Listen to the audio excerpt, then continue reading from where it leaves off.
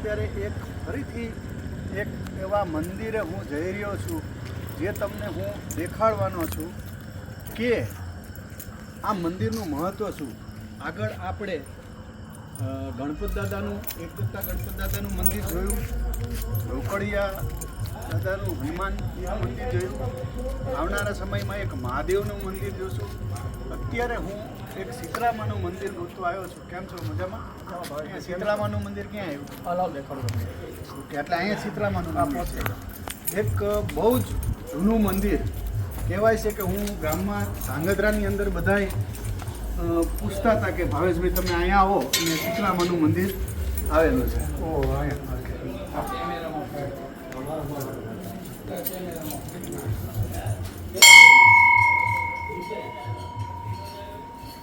આજે અંતે આપણે ધાંગધ્રાના શીતળામાના મંદિરે પહોંચી ગયા છીએ અને ત્યાંના પૂજારી આપણી સાથે છે. આ મંદિરનો નાતો કેટલા વર્ષ જૂનો છે તમને જાણવાનું બહુ જ મન થતું હોય છે. આના ઘણા બધા માનતાઓ હોય છે. શું હોય છે? શીતળામાનું મંદિર બધે નથી હોતું, અમુક અમુક જગ્યાએ હોય છે અને એનો ઇતિહાસ પણ ઘણો મોટો હોય છે. તો મારી સાથે અહીંના પૂજારી છે દાદા છે, તો હું એમને કહીશ કે આપ શ્રી આ મંદિર કેટલા વર્ષ જૂનું છે, આનો ઇતિહાસ શું છે. સામે મારું નામ છે બિપિન અનંતરાય જાની. હું ધાંગધ્રા શીતળા માતાના મંદિરનો પૂજારી છું અને છેલ્લી 4 પેઢીથી અમે પૂજા કરતા આવી છીએ. હવે મારી 5મી પેઢી આવશે ને આ મંદિર વર્ષો જૂનું, આશરે 200 વર્ષ જૂનું મંદિર છે અને આ મંદિર રજવાડાના રણમલસિંહ રાજાએ બનાવેલું છે. અને આ એક જ મંદિર એવું છે કે જે દક્ષિણ દિશામાં માતાજી બેઠેલા છે અને આ મંદિરનો બહુ મહિમા છે. 2 સાતમનો મહિમા છે, એક ચૈત્રવદ સાતમ, એક શ્રાવણવદ સાતમ. આ 2 દિવસે મેળા ભરાય છે અને હજારો માણસો બાળકોની આયુષ્ય માટે આ માતાજીનું બહુ માન છે અને માતાજી પાસે બાધા રાખે છે. ઘણા દરતા આવે છે, ઘણા માથે સગડી લઈને આવે છે, ઘણા ચોટલાઓ ચડાવે, ઘણા માતાજીને નૈણાપુલા ચડાવે, અનેક જાતની બાધાઓ રાખે છે અને સાતમનું ઠંડુ ખાવાનું બહુ અહીંયા મહત્વ છે.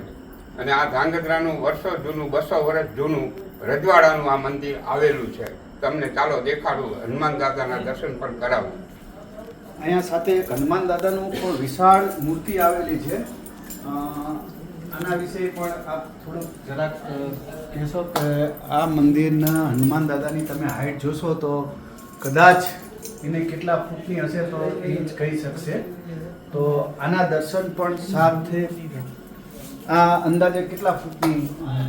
આનો કોઈ અંદાજ ભાઈ આવતો નથી. 2-3 વાર અમે માપ્યું, જ્યારે પણ માપી ત્યારે અલગ અલગ આનું માપ આવે છે. અને આનો ઇતિહાસ એવો કહે છે કે દર વર્ષે 1 ચોખાનો દાણો હનુમાન દાદા વધે છે. સમજ્યા? અદ્ભુત વસ્તુ છે કે ઘણી બધી વસ્તુઓ વધતી હોય છે. ઘણી વાર આપણે આસ્થા પણ જોયું છે કે ગણપત દાદા પાણી પીવે છે, હનુમાન દાદા દૂધ પીવે છે, તેલ ચડાવો. પણ અહીંયા એક નવી વસ્તુ તમને જાણવા મળશે કે હનુમાન દાદા 1 ચોખાના દાણાની જેમ દર વર્ષે વધે છે. એટલે ક્યાંક ને ક્યાંક અહીંયા પણ બિરાજમાન સાક્ષાત હનુમાન દાદા છે. અને કહેવાય છે ને કે સાતમ આઠમ આવે એટલે રાંધણસઠ કહેવાય, રાંધણસઠના દિવસે ઠંડુ માણસ આગલા દિવસે રાંધતા હોય છે ને બીજા દિવસે મેળો હોય છે. સાતમના જે મેળો દિવસે હોય છે અને એમાં 64 ગામના વ્યક્તિઓ આવતા હોય છે.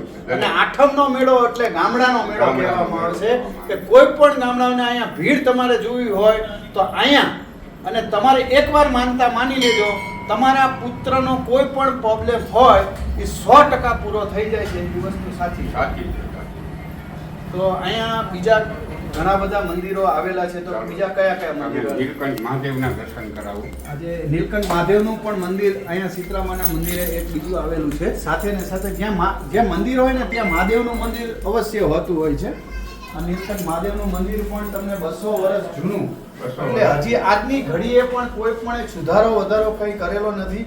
જે છે સ્થિતિમાં રાજાના રજવાડામાંથી બંધાવેલું છે એ જ મંદિર છે.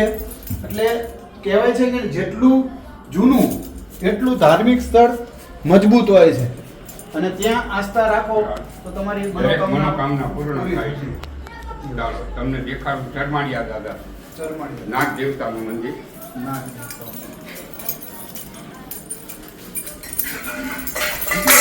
સાતમના દિવસે આ રાંધવાનું કારણ શું? સાતમ એટલે છઠને દિવસે રાંધે એ બીજે દિવસે તાજું જમે.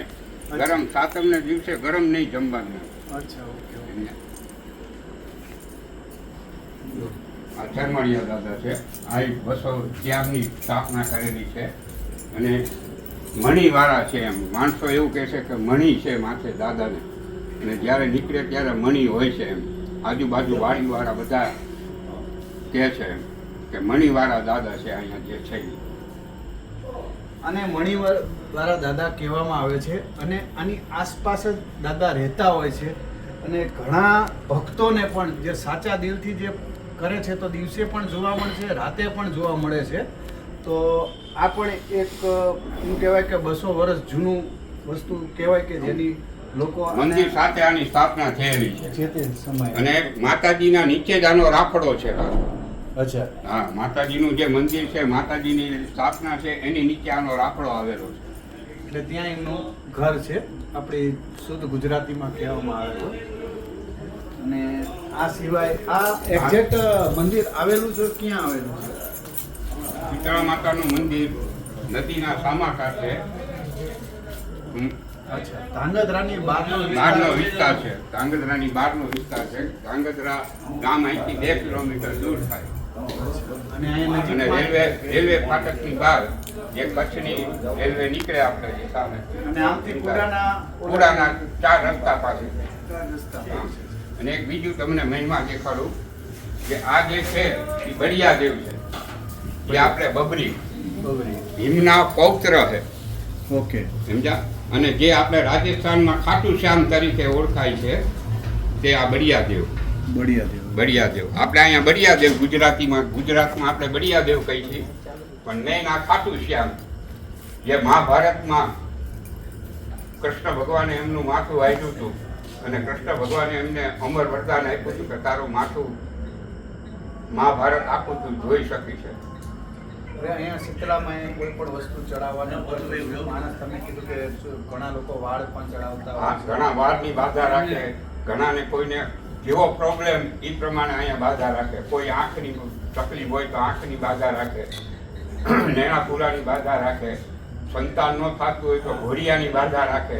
અહીંયા દરેક મનુષ્યની દરેક મનોકામના પૂર્ણ માતાજી કરે છે.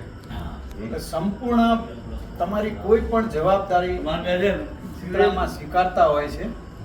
એટલે એવું નથી કે આ એક જ પ્રશ્ન, અનેક પ્રશ્નના જવાબ તમને અહીંયા મળી જાય છે. પણ આસ્થા હોવી જરૂરી છે અને જેટલી તમારી શ્રદ્ધા વધારે એટલું તમને રિઝલ્ટ ઝડપી મળે. અને શ્રદ્ધા વગર તો કઈ ભાવેશભાઈ છે જ નહીં. અને એક આ તમે જે હનુમાન દાદાની જેમ વાત કરી, એક બીજું પણ બીજું પણ એક મંદિર છે ઇતિહાસિક હનુમાન દાદાનું, તે પણ તેનું નામ છે મંગલિયા હનુમાન. મંગલિયાનમાં. હા, તેનું પણ હું તમને દર્શન કરાવું. આ મંદિર પણ એટલું જ મહત્વનું છે જેટલું આપણે એક ચોખાના દાણા જેટલા હનુમાન દાદા દિવસે ને દિવસે મોટા થતા જાય છે, એવી રીતના આ પણ 200 વર્ષ જૂનું જ મંદિર આવેલું છે. મંગલિયા હનુમાન દાદાનું કહેવામાં આવે છે. અહીંયા કંઈક સંતની કંઈક વાત હતી કે અહીંયા ગમે એટલા સંતો આવે છે, પછી રાત કોઈ રાત અહીંયા રોકાઈ શકતું નથી. ઓકે, એટલે આ મંગલિયા હનુમાન દાદામાં એવું કહેવાય છે કે અહીંયા કોઈ રાત નથી રોકાઈ શકતું. આપ સાત 10 મિનિટ તમે અહીંયા આવશો ને તો મનની એટલી શાંતિ થશે કે હનુમાન દાદા સાથે તમે સાક્ષાત તમે સાથે વાત કરી શકો છો. તમારા પ્રશ્નનું નિરાકરણ 100% મળતું હોય છે અને તમને મનની શાંતિ જેટલી થશે. અહીંયા 5 મિનિટ તમે ખાલી અધ્યાય કરજો.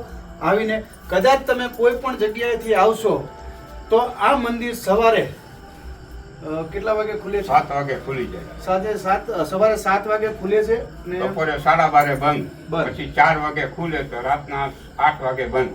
આ 2 ટાઈમ ખાસ તમે યાદ રાખજો. સવારે 7 વાગે ખુલે છે, 11 વાગે મંગલ થાય છે અને પછી 4 વાગે ખુલે છે, રાત્રે 8 વાગ્યા સુધી તમને ખુદ દર્શન કરવામાં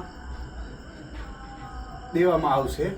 અને ફક્ત તમે ઘર બેઠા પણ તમારી મનોકામના પૂરી ઘર કરો. બેઠા તમે બાધા કોઈ પણ રાખી શકો આ હનુમાન દાદાની. અને તમારી મનોકામના પૂર્ણ કરશે દાદા. તો બસ આવી ને આવી રીતે ઝાલાવાડની જમાવટના વિડીયો તમે જોતા રહો અને તમારા ઈષ્ટદેવનું પણ ક્યાંય પણ મંદિર આવેલું હોય તો અમને જણાવો. એમની પણ 200 વર્ષ 300 વર્ષ જૂનું હશે તો એમની પણ અમે કહાની દેખાડશું. સાથે સાથે તમને જે કંઈ ભગવાનની આસ્થા હોય, તમારા કુળદેવીની હોય, તમે ખાલી અધ્યયન કરો. હવે તમે એક પૂજારી તરીકે મારું એમ કહેવું છે કે અત્યારની જે પરિસ્થિતિ મુજબ જે મા બાપ લોકોને સંસ્કાર કેવા આપવા જોઈએ, અત્યારે મંદિરોની હાલત એવી છે કે છોકરાઓને લઈને જતા નથી એટલે છોકરાઓ વળતા નથી. એના વિશે તમે 2 શબ્દ કંઈક.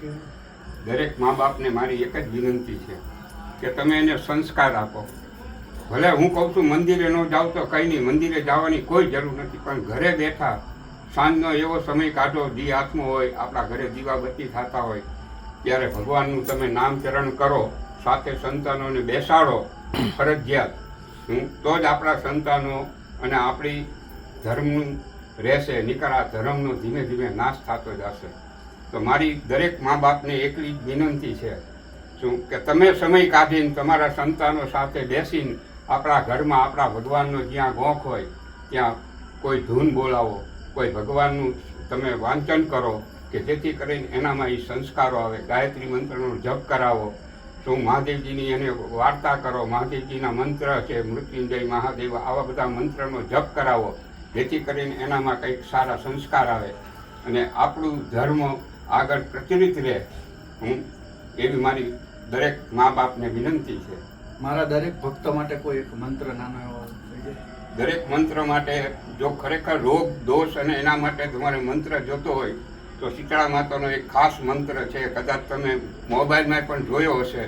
શીતલે ત્વમ જગત માતા, શીતલે ત્વમ જગત પિતા, શીતલે ત્વમ જગત ધાત્રી, શીતલાએ નમો નમઃ. આ મૂળ મંત્ર છે.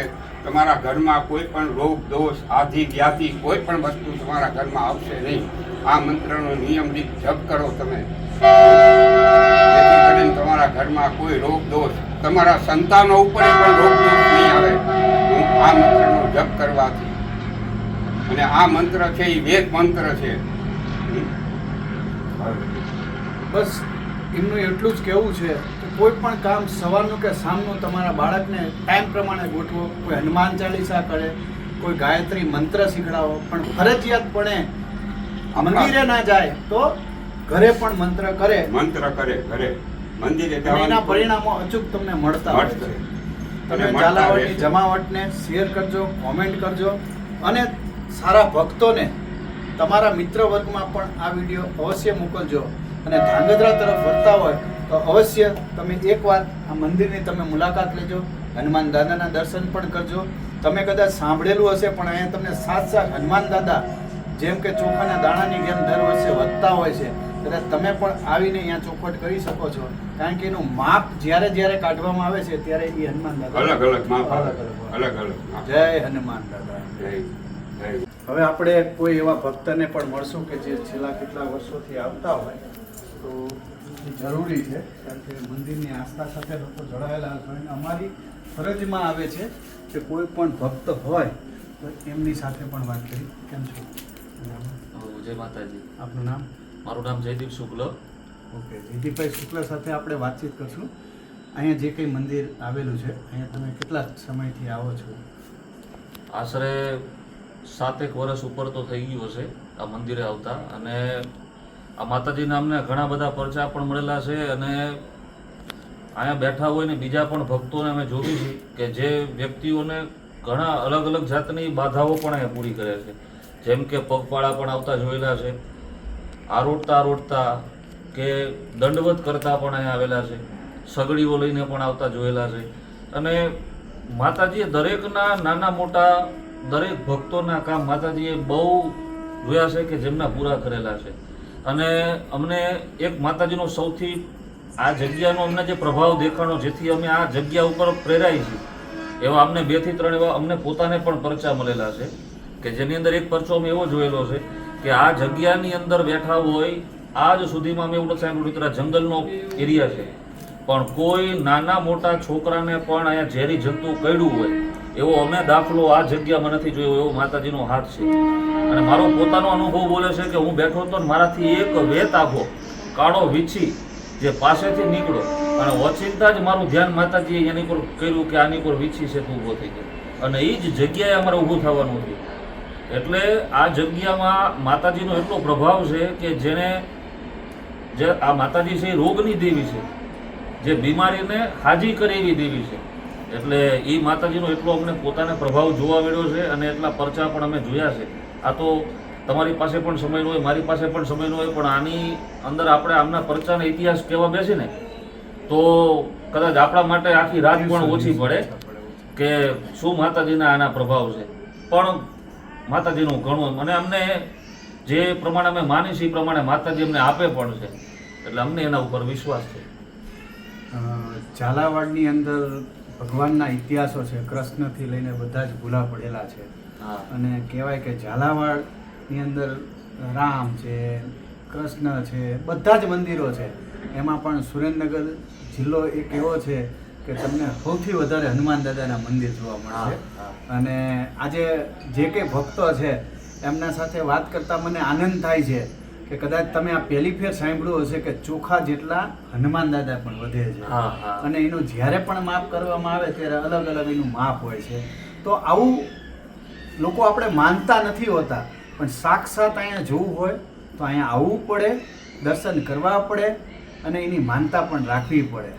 દરેક વ્યક્તિને મારું એટલું જ કહેવું છે કે આપણે હિન્દુ રાષ્ટ્ર એટલે આપણું હિન્દુ રાષ્ટ્ર બનાવવું જોઈએ. અને હિન્દુ રાષ્ટ્ર બનાવવા માટે પહેલાં આપણા ઘરથી ચાલુ કરવું પડે. અને જેટલા પણ આપણા મંદિરો છે ત્યાં જઈને આપણે સાંજે ન હોય તો સાથે મળીને હનુમાન ચાલીસા કરી, રોજ ના કરી શકે તો મહિને એકવાર કરી, મહિને ના કરી તો 2 મહિને કરી, 5 ભેગા થાવ, 10 ભેગા થાવ, મહાદેવનું મંદિર હોય હર હર મહાદેવના નારા લગાવો. દરેકનો એક સમય આવે છે, દરેકની એક તારીખ લખેલી છે. જેમ કે શિવજીનું હોય તો આપણે જ્યારે પણ જળ ચડાવતા હોય ત્યારે શ્રાવણ મહિનાની અંદર શિવજીને યાદ કરવાના, રામનવમી આવે ત્યારે રામનવમી આપણે જામધૂમથી, એવી જ રીતને આપણે ત્યારે હનુમાન જયંતિ હોય ત્યારે હનુમાન દાદાનો ઉગે. દરેક ભગવાનના દાડા સમય આપેલો છે, તારીખ આપેલો છે. તેમ તમારી આસ્થા પ્રમાણે જ્યાં પણ તમારી કુળદેવીનું હોય ત્યાં પણ તમારા કુળદેવીને ધામધૂમથી ઉજવો. પણ આપણા પરિવારની અંદર અત્યારનું જે હવેનું બાળક છે એને આપણે સંસ્કૃતિ તરફ વાળવું પડશે. મારે પણ મારા બાળકને વાળવું પડશે, તમારે પણ તમારા બાળકને આપણે જ્ઞાન આપવું પડશે. મંદિરે ના જાય તો કંઈ નહીં, ઘરની અંદર પણ એને જવાબદારી આપવી પડશે કે સવારે તું દીવાબત્તી કર, હું સાંજે કરીશ, ત્યારે જ આપણે આસ્થા તકશે. અને આપણું રાષ્ટ્ર સંસ્કૃતિ મુજબ છે ત્યારે આપણી સંસ્કૃતિ ક્યારે પણ ભૂસાવા નહીં દઈએ. આપણે એ પ્રાણ લઈએ. ચાલો આપણે એક સાથે મળીને આપણા દેશને રાષ્ટ્રપ્રેમી બનાવીએ. જય જય રામ, જય રામ.